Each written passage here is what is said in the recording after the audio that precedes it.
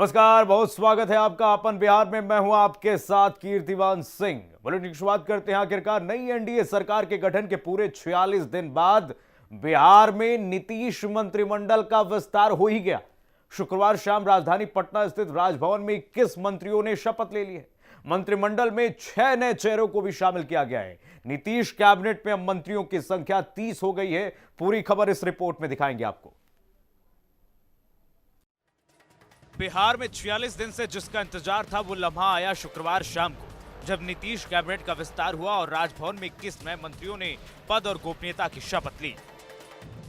BJP कोटे से 12 और जेडीयू कोटे से 9 मंत्री बनाए गए। नीतीश कैबिनेट में शामिल मंत्रियों के नाम हैं रेणु देवी, मंगल पांडे, नीरज कुमार बबलू, अशोक चौधरी, लेसी सिंह, मदन सहनी, नीतीश मिश्रा, नितिन नवीन, दिलीप कुमार जायसवाल, महेश्वर हजारी, शीला कुमारी मंडल, सुनील कुमार, जनक राम, हरीश सहनी, कृष्णनंदन पासवान, जयंत राज, जमा खान, रत्नेश सदा, केदार प्रसाद गुप्ता, सुरेंद्र मेहता, संतोष कुमार सिंह।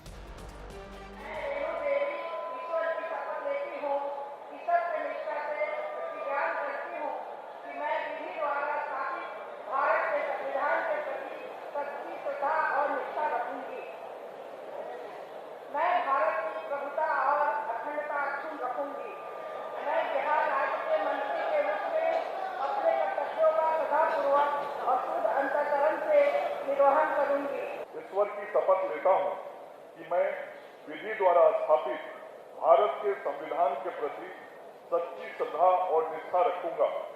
मैं भारत की प्रभुता और अखंडता अक्षुण्ण रखूंगा। मैं बिहार राज्य के मंत्री के रूप में अपने कर्तव्यों का श्रद्धापूर्वक और शुद्ध अंतःकरण से निर्वहन करूंगा तथा मैं भय या पक्षपात, अनुराग या द्वेष के बिना सभी प्रकार के लोगों के प्रति संविधान और विधि के अनुसार न्याय करूंगा।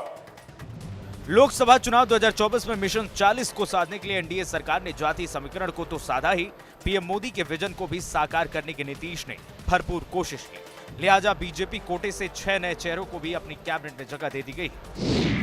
सुरेंद्र मेहता, केदार गुप्ता, हरीश सहनी, दिलीप जायसवाल, संतोष सिंह, कृष्णनंदन पासवान। शपथ लेता हूं कि मैं विधि द्वारा स्थापित भारत के संविधान के प्रति सच्ची श्रद्धा और निष्ठा रखूंगा। मैं भारत की प्रभुता और अखंडता अक्षुण्ण रखूंगा। मैं बिहार राज्य के मंत्री के रूप में अपने कर्तव्यों का श्रद्धापूर्वक और शुद्ध अंतःकरण से निर्वहन करूंगा तथा मैं भय या पक्षपात, अनुराग या द्वेष के बिना सभी प्रकार के लोगों के प्रति संविधान और विधि के अनुसार न्याय करूंगा।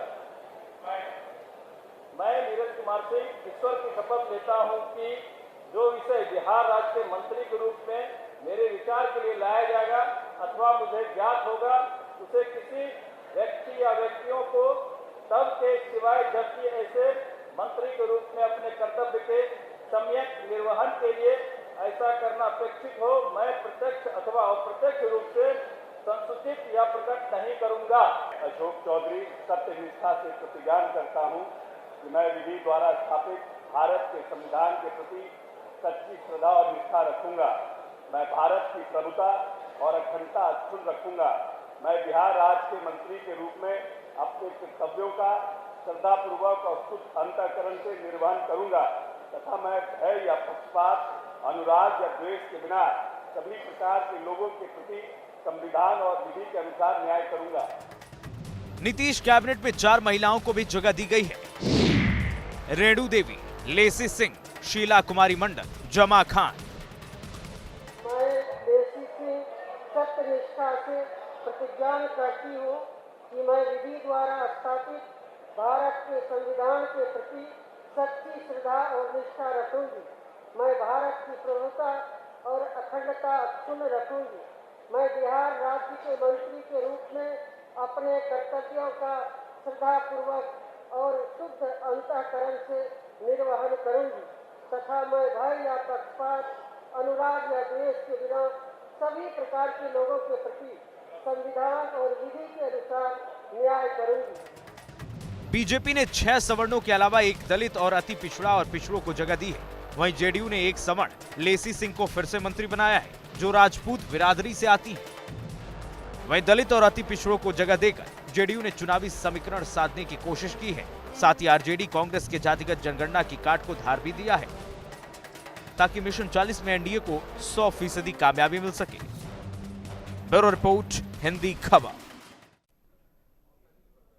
फिलहाल बिहार में कैबिनेट का विस्तार हो ही गया है। आगे बढ़ते हैं। जिसने अपने सगे को दगा दिया, भाई के दिवंगत होते ही पार्टी पर कब्जा कर लिया, खून पसीने से जिस पिता ने पार्टी खड़ी की, आंख मूंदते ही उसके पुत्र को एक झटके में पार्टी से बेदखल कर दिया। ऐसे में जब उन्हें भरोसेमंद साथी से दगा मिली तो तलमिला उठे हैं। पहले बगावत का सुर बुलंद किया, तवज्जो नहीं मिली तो तेवर ढीले कर लिए, फैसले पर पुनर्विचार करने की गुहार लगाई। इतना ही नहीं, लगे हाथ जाति का पासा भी फेंक दिया है। पेश है पारस के पत्थर बनने की ये खास रिपोर्ट। मैंने पहले कहा कि हमारी पार्टी और कोई भी व्यक्ति राजनीति करने वाला आदमी साधु का जमात नहीं होता। राजनीति करने वाला आदमी राजनीति करता है। चुनाव पर हम लोग विश्वास करते हैं। डेमोक्रेटिक सिस्टम है देश में, प्रजातांत्रिक व्यवस्था है। हमारी पार्टी के 5 सांसद हम लोग हैं। पार्टी को चाहिए था, एनडीए गठबंधन को चाहिए था कि सीटिंग गेटिंग गो होता है। एक नियम है, गठबंधन धर्म का नियम है, सीटिंग गेटिंग गो। लेकिन हमारी पार्टी के साथ न्याय नहीं किया गया। तो सुना आपने केंद्रीय मंत्री पशुपति पारस ने क्या कहा। हम साधु नहीं राजनीतिज्ञ हैं। हमारे मौजूदा 5 सांसद भी सियासतदां हैं, जमीन पर जनता की भलाई के लिए काम करते हैं। लगे हाथ पारस ने एनडीए के बहाने बीजेपी पर तंज कसा और कह दिया कि गठबंधन धर्म का पालन नहीं किया गया। विश्व के सबसे बड़े सियासी दल ने आरएलजेपी के साथ ही सियासी खेला कर दिया। यकीन ना हो तो एक बार फिर से सुनिए दर्दे दिल की कहानी पारस की जुबानी। मैंने पहले कहा कि हमारी पार्टी और कोई भी व्यक्ति राजनीति करने वाला आदमी साधु का जमात नहीं होता। राजनीति करने वाला आदमी राजनीति करता है। चुनाव पर हम लोग विश्वास करते हैं। डेमोक्रेटिक सिस्टम है देश में, प्रजातांत्रिक व्यवस्था है। हमारी पार्टी के 5 सांसद हम लोग हैं। पार्टी को चाहिए था, एनडीए गठबंधन को चाहिए था कि सीटिंग गेटिंग गो होता है। एक नियम है, गठबंधन धर्म का नियम है, सीटिंग गेटिंग गो। लेकिन हमारी पार्टी के साथ न्याय नहीं किया गया। कहते हैं कपड़े बदल लेने से व्यक्ति का चरित्र नहीं बदलता। पारस शायद भूल गए हैं कि 2020 में बिहार विधानसभा चुनाव से पहले और बाद में बीजेपी ने दिवंगत रामविलास पासवान की मूल पार्टी लोक जनशक्ति यानी एलजेपी के साथ क्या किया था। यूं ही लोग गृह मंत्री अमित शाह को बीजेपी का चाणक्य नहीं कहते। खैर, अब बारी 4 दशक से बिहार की सियासत में सक्रिय पशुपति पारस की थी। लिहाजा पासवान जाति के बहाने बीजेपी को घेरा और उनकी दुखती रग पर हाथ रख दिया। तो जब तक विधिवत एनडीए गठबंधन का बिहार का लिस्ट प्रकाशित नहीं होता है, तब तक हम इंतजार करते हैं। और केंद्रीय नेतृत्व से मैं आग्रह भी करता हूं कि आप पुनर्विचार करिए। और ये दलित की पार्टी है, दलित की पार्टी है, और हम लोग 5 सांसद हैं। और उसमें आपको एक बात मैं आप बता दो कि बिहार में 4 सांसद पासवान जाति के हैं, जिसमें से 3 सांसद का टिकट काट दिया गया है। और एक विधान पार्षद जो भाजपा के विधान पार्षद संजय पासवान जी, उनका भी टिकट काट दिया गया है। इससे एक गलत मैसेज पूरे देश में जा रहा है। इसलिए मैं इंतजार कर रहा हूं, हमारी पार्टी इंतजार कर रही है। जब तक विधिवत सूची प्रकाशित नहीं होता है, तब तक हमारी पार्टी और हम लोग इंतजार कर रहे हैं। खाग राजनीतिज्ञ पशुपति पारस ने एक तीर से 2 निशाना लगाया है। पहला, बीजेपी को पासवान विरोधी तो बताया ही, खुद को पासवान जाति का रहनुमा करार भी दे दिया। लगे हाथ ये भी कह दिया कि हम इंडी गठबंधन में नहीं जा रहे हैं। हमारी पार्टी की बातचीत अभी किन्हीं नेताओं से नहीं हुई है। आपका जो संकेत है कि इंडिया गठबंधन, नहीं, नेवर, हमारा कोई किसी से बात नहीं हुआ है। पारस ने यूं ही बीजेपी को पासवान विरोधी नहीं बताया। दरअसल पशुपति पारस की पार्टी आरएलजेपी के 5 सांसदों में से 2 पासवान जाति के हैं, जिसका टिकट बीजेपी ने काट दिया, क्योंकि सीट शेयरिंग में आरएलजेपी को एक भी सीट बिहार में नहीं मिली। 2019 की 6 में से 5 सीटें चिराग पासवान की पार्टी एलजेपी रामविलास को दे दी गई। जाहिर है अपरोक्ष रूप से पासवान जाति के 3 सांसदों का टिकट कट गया। बावजूद इसके पशुपति पारस ने हार नहीं मानी है। रामविलास पासवान की परंपरागत सीट हाजीपुर से ही चुनाव लड़ने का ऐलान कर दिया है। वहीं बीजेपी ने समझौते के तहत हाजीपुर सीट चिराग पासवान की पार्टी एलजेपीआर को दे दी है, जहां से चिराग पासवान 2024 के लोकसभा चुनाव में पिता की विरासत संभालने के लिए ताल ठोकेंगे।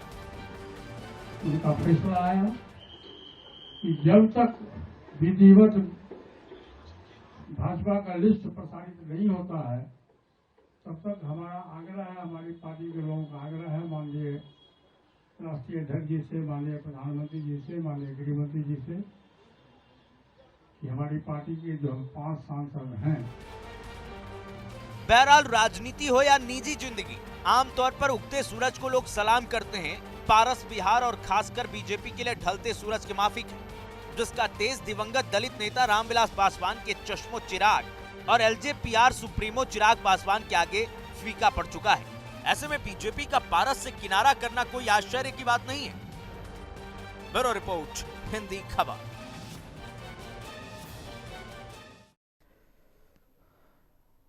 तो देखा आपने किस तरीके से पारस को अंगूर नहीं मिला तो पारस कह रहे हैं अंगूर ही खट्टा है। आगे बढ़ते हैं। बिहार के मुख्यमंत्री नीतीश कुमार ने रिमोट के जरिए प्रदेश में 811 करोड़ रुपए की लागत की 20 योजनाओं का शुभारंभ और शिलान्यास किया।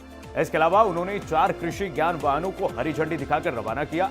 मुख्यमंत्री ने जिन योजनाओं का उद्घाटन और शिलान्यास किया उसमें मशरूम किट का वितरण और मशरूम उत्पादन, शुष्क बागवानी योजना से संबंधित योजनाएं भी शामिल हैं।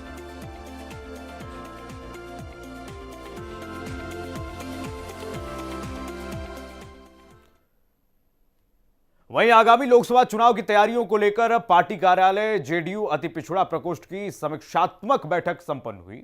बैठक की अध्यक्षता पार्टी के प्रदेश अध्यक्ष उमेश सिंह कुशवाहा और मंच का संचालन अति पिछड़ा प्रकोष्ठ के प्रदेश अध्यक्ष डॉक्टर धर्मेंद्र कुमार चंद्रवंशी ने किया। बैठक में प्रदेश अध्यक्ष उमेश सिंह कुशवाहा ने पार्टी के पदाधिकारियों को चुनाव तैयारियों से संबंधित कई महत्वपूर्ण दिशा निर्देश भी दिए और साथ ही 7 सदस्यीय बूथ कमेटी गठित करने पर जोर भी दिया। अपने संबोधन में उन्होंने कहा कि मुख्यमंत्री नीतीश कुमार के हाथों को मजबूती प्रदान करने के लिए अति पिछड़ा प्रकोष्ठ के तमाम साथियों को पूरी मुस्तैदी के साथ काम करना है।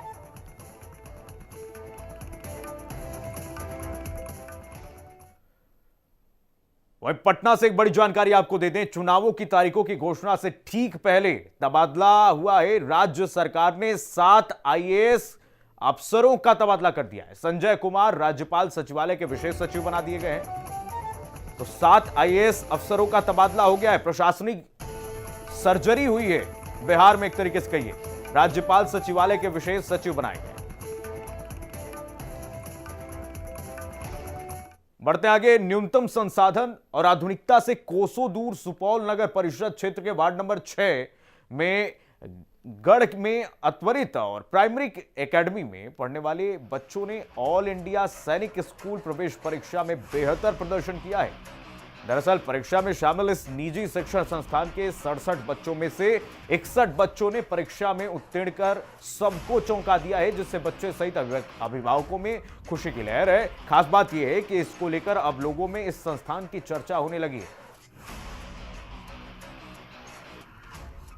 मैंने साल भर पहले मैं इस विद्यालय में मैं अपने बच्चे का दाखिला किया और तैयारी करवाना सैनिक का किया, नवोदय का भी एग्जाम दिलवाए, मगर उसमें अभी तक तो रिजल्ट नहीं आई है। मगर हमको लगता है कि नवोदय में भी उनका हो जाएगा। मगर सैनिक में ऊपर वाला का दया और इस स्कूल के विद्यालय के प्रिंसिपल और शिक्षक का सहयोग से मेरे बच्चे का भी इसमें क्वालिफाई में नाम आया हुआ है। मध्यम परिवार से आते हैं, एक छोटा सा दुकान अपने गाँव में करते हैं। आजकल जो शिक्षा का स्थिति है बहुत महंगा होते जा रहा है। उसके बावजूद हम कोशिश किए कि हम अच्छा शिक्षा दें अपने बच्चे को और अपने ही शहर के सुपौल में सार्थक प्राइमरी एकेडमी में बच्चे का नामांकन करवाए।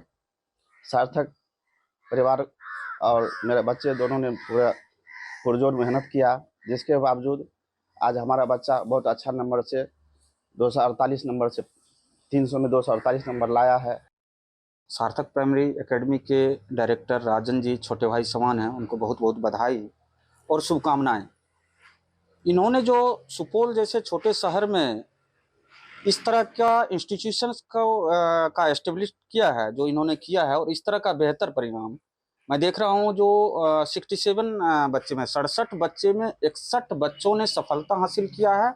ये कम बड़ी बात नहीं है। ये अपने आप में बहुत बड़ी सफलता है।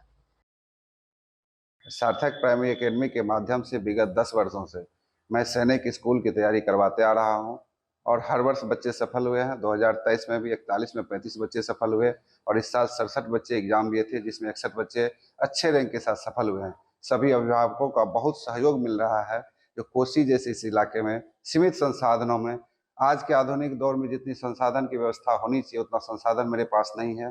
फिर भी हमारे सार्थक के टीम के सभी सदस्य जी जान एक करके बच्चों को तराशे और आज ये शानदार रिजल्ट है।